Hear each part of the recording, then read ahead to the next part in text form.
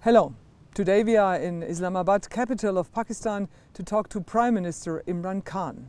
Since decades, Pakistan and India are stuck in a tense standoff about the region Jammu and Kashmir. Pakistan also neighbors Iran, now in a violent conflict with the United States and becoming the epicenter of an increasingly volatile Middle East tensions. Facing threats from inside and outside, what are Mr. Khan's plans? Hello. Sorry to keep you waiting. Thank you very much for making time for us. Thank you. Let me just quickly have a look. Hello. Mr. Prime Minister, your job must be one of the most complicated in the world. I mean, there is your relationships with the United States, there's China who really wants to invest here, but the more they invest, your relationships with the United States might become even a little bit more complicated. Then you have Iran, Afghanistan. Before you joined politics, you have had such a fantastic life. Why do you do that to yourself? So, a few questions. Let me start.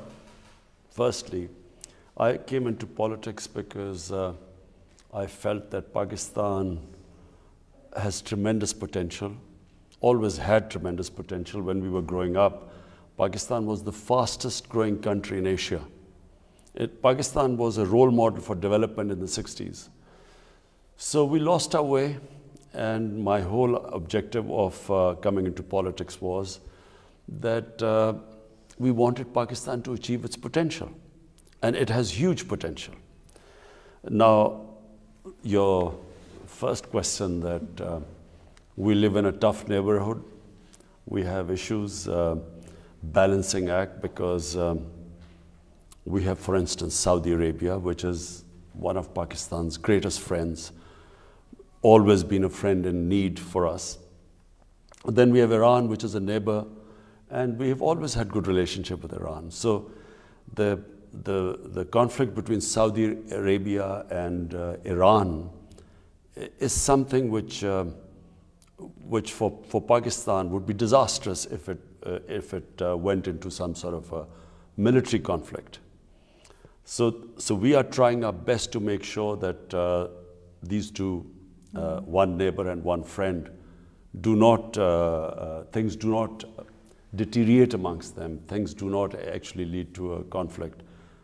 And as it is, this region cannot afford another conflict. The other is Afghanistan.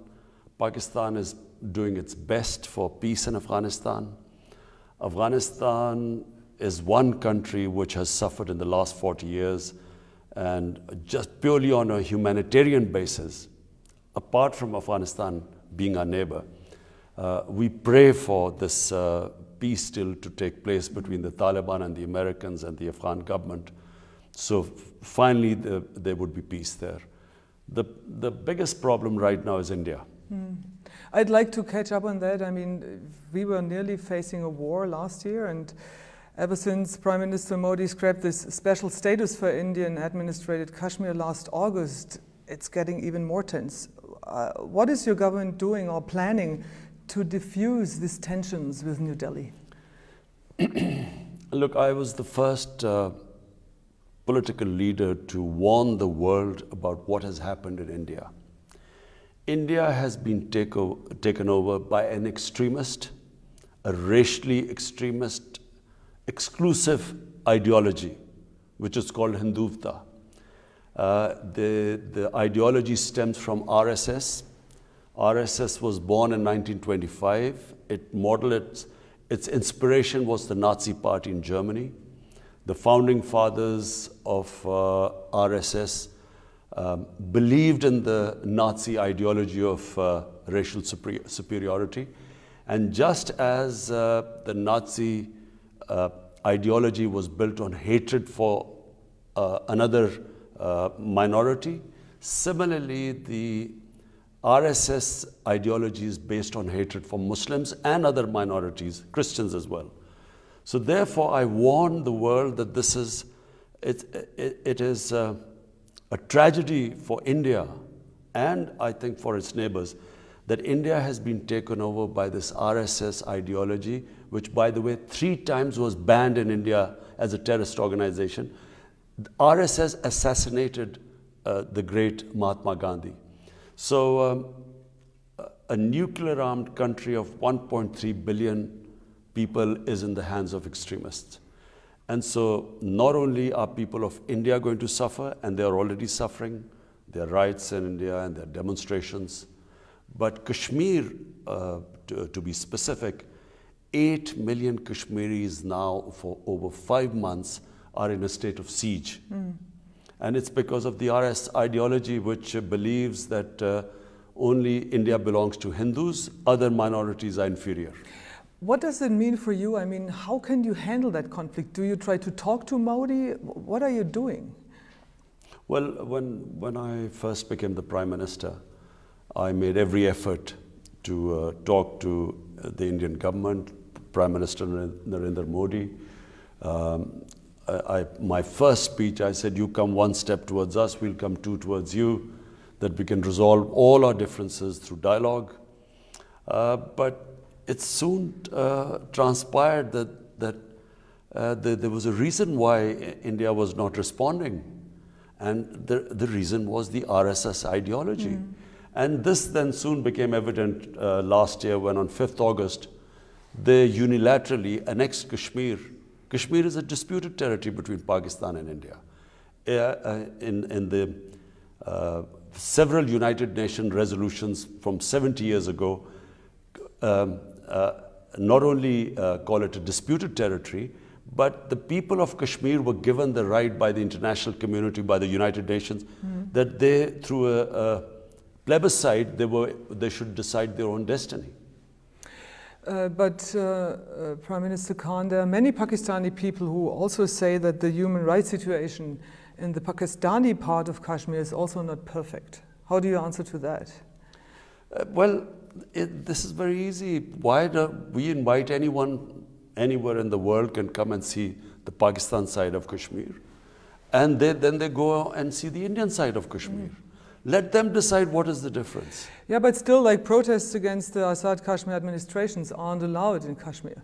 So that's not really freedom of expression either, isn't it? Azad Kashmir has free and fair elections. They select their own government. They run their own affairs. Like in any government, they will have problems. But as I repeat again, why don't we invite all observers from anywhere in the world? They can go to the Pakistan side of Kashmir, and then they go to the Indian side of Kashmir. They will not be allowed to go to the Indian side of Kashmir. Everything is sealed. All the top leadership is in jails in India. Thousands of teenagers have been picked up from their homes and taken away. There's no internet facility there. There's a total clampdown. You cannot compare what is happening in India to what is in Azad Kashmir. But let me stress that one more time. I mean, you'd really take strong stands for the freedom of the Kashmir people, obviously, on both sides.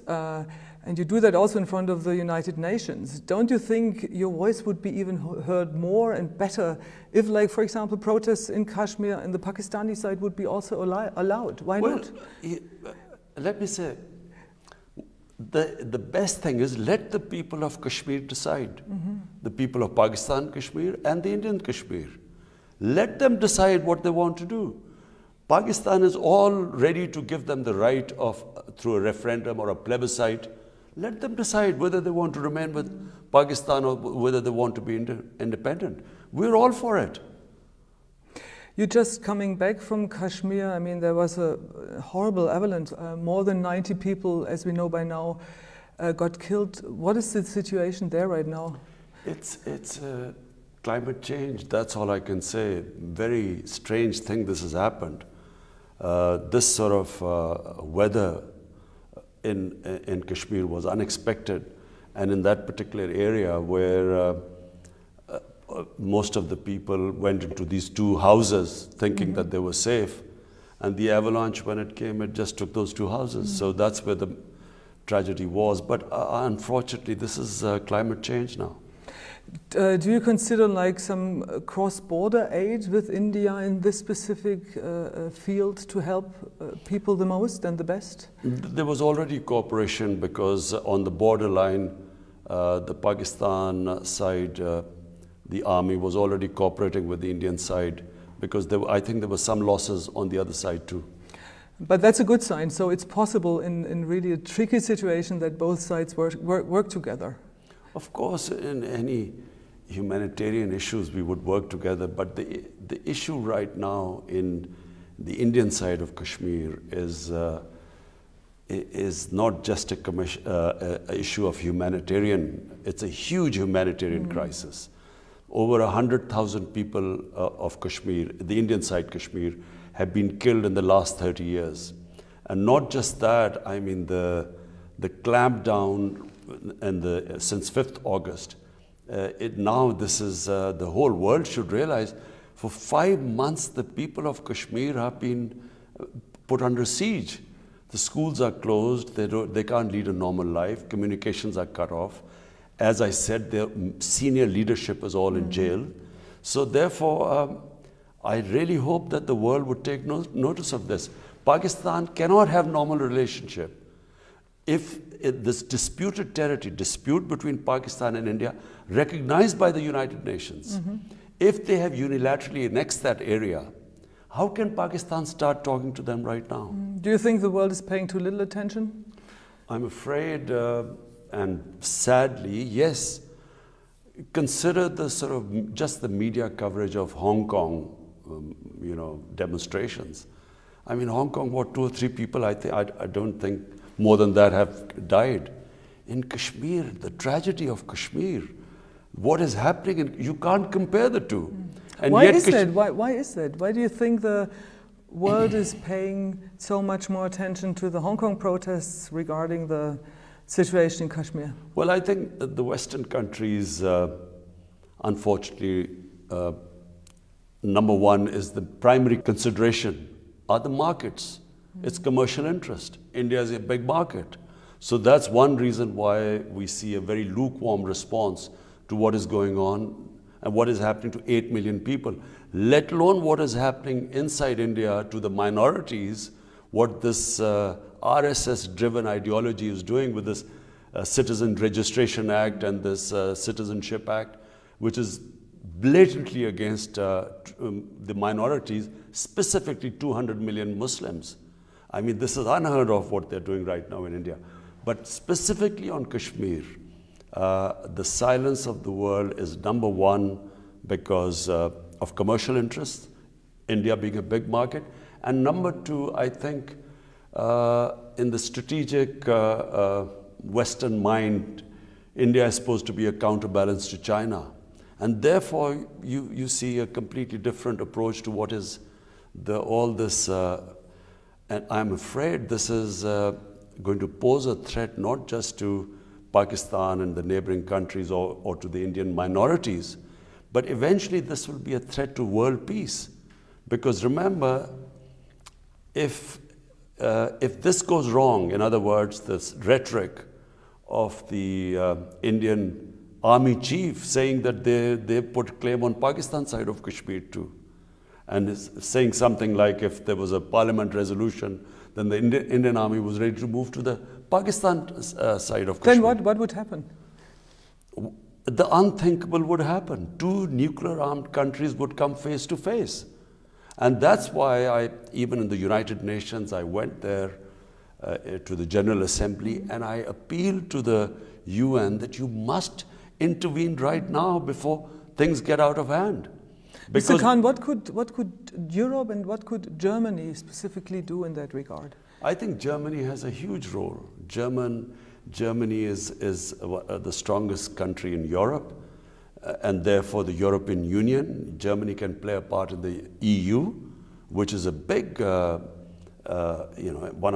apart from the US, EU is the other big bloc which the world looks for upholding human rights. Mm-hmm.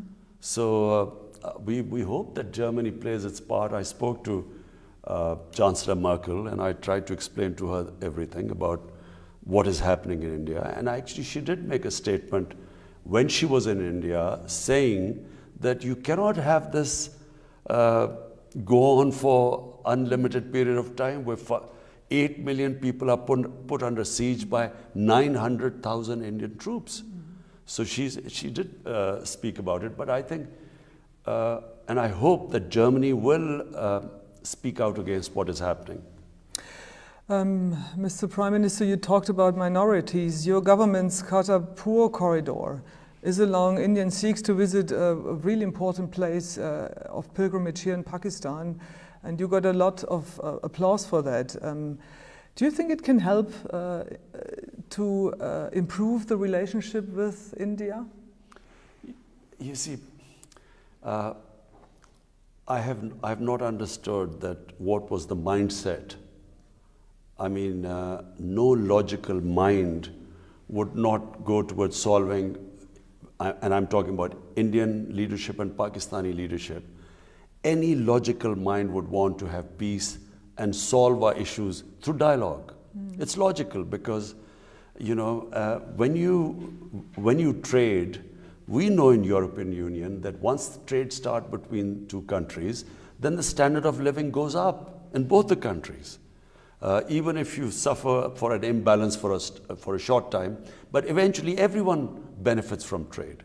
So this is what I had in mind when I spoke to the Indian Prime Minister when I first won the elections. And the whole idea was that, you know, to alleviate poverty in the subcontinent, the best thing would be for India and Pakistan to start trade. Are you planning something for the Hindu community as well, so that they, for example, would be allowed to have a visa-free travel to India to visit their places there? At the moment, it's just a corridor. Kartarpur is just a corridor, where because it's one of the most sacred. In fact, it is the most sacred place for the Sikh community, and it was only 4 kilometers from the border. So we thought that, you know, why should the Sikh community not be able to visit it from India or anywhere else in the world? And that would mean that the Hindu community also, it would be easier for them to go to India as well in a bigger thinking, in a bigger picture. Do you working on that? Yes, we would like that. But at the moment we have this tension going on. You know, there's bombing on the line of control right now in Kashmir. So we have this tense, and as I said, the Indian Army chief just gave a threat in Pakistan that they could annex Pakistan side of Kashmir too. So we have a temporary problem, but in the long run, and I hope a sane government comes to India, which is not driven by this mad racist ideology. What would be best for the subcontinent is if we can live in harmony with each other and trade with each other. And of course, there's only one difference, and that is Kashmir. And if that could be resolved according to what the United Nations Security Resolution was 70 years ago. Talking about the subcontinent, it's such a beautiful part of the world. I mean, especially Pakistan as well. Wouldn't it be great if you could kind of let tourism blossom and get more people here to visit these beautiful sites? We are opening up Pakistan for tourism. We have, for 70 countries, we have decided to give them visa on the airport. So it's a big change in Pakistan. We are really opening up our country for tourism. Pakistan is actually one of the most undiscovered tourism paradise in the world. Our northern areas, if people like mountain tourism, I think there is the most unique place in the world as far as mountain tourism go are the northern areas.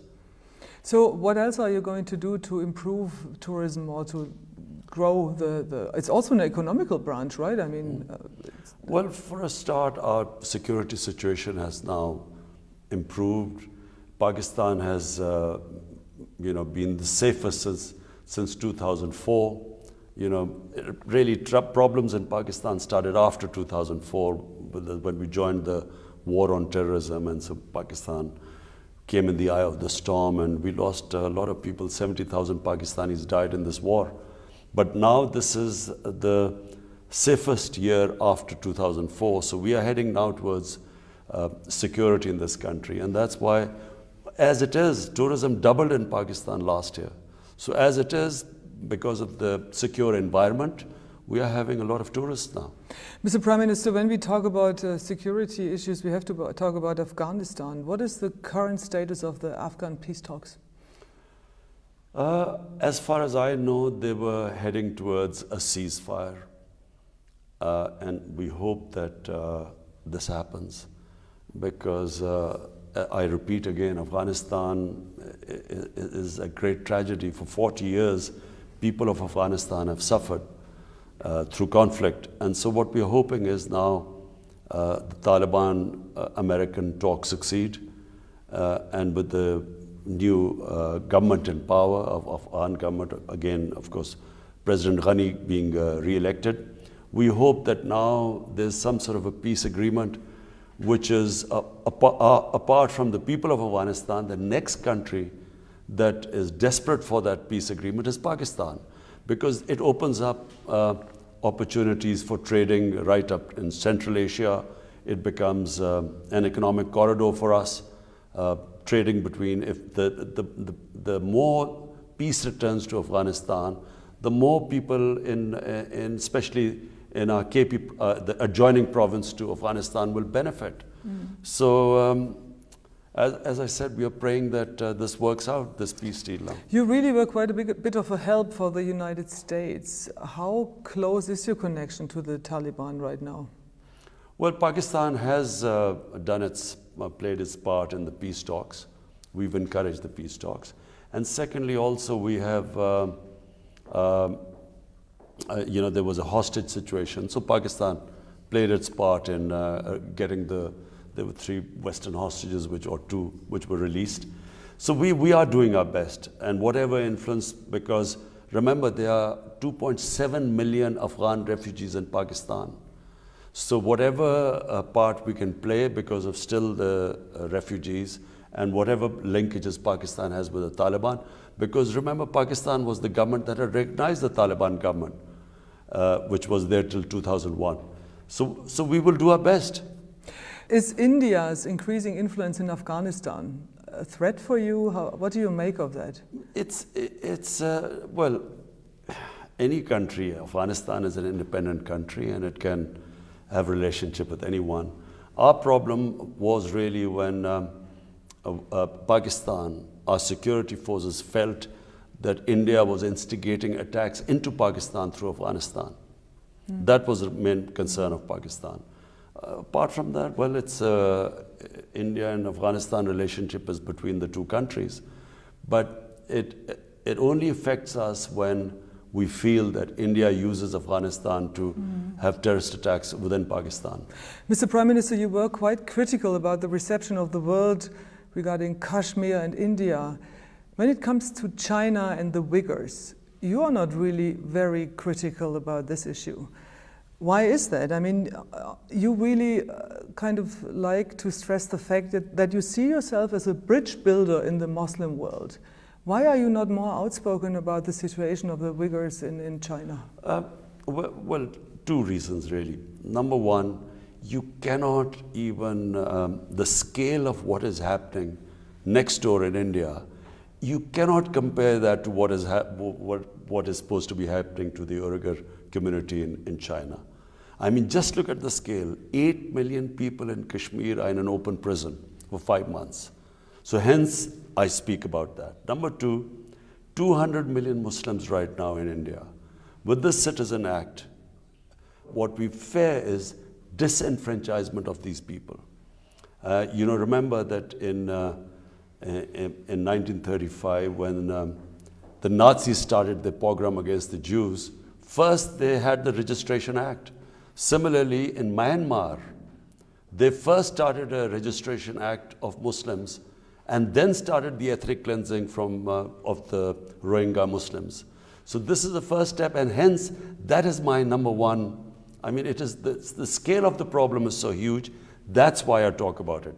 But there's a second reason too. China has been a great friend to Pakistan. China has helped us in our most difficult time again because of the crisis we inherited, the economic crisis. So the way we deal with China is that when we talk about things, we talk about privately. We do not talk about things with China in public right now because they're very sensitive. That's how they deal with issues. Very last question. You know, or you knew Lady Diana very well. What do you make of the current situation in Great Britain with the royals? What would she have said to what her youngest son is doing right now? Do you know what? I have so many issues right now dealing in Pakistan. It doesn't seem to be that huge an issue. If someone, I mean, it's their life really. It's how they want to lead. Why should people interfere in it? Would she have understood it? I guess so. I can't say. I mean, frankly, I haven't really gone that deeply into a situation. I think a young couple want to, as far as I know, want to lead their own life. Well, it's up to them. Thank you very much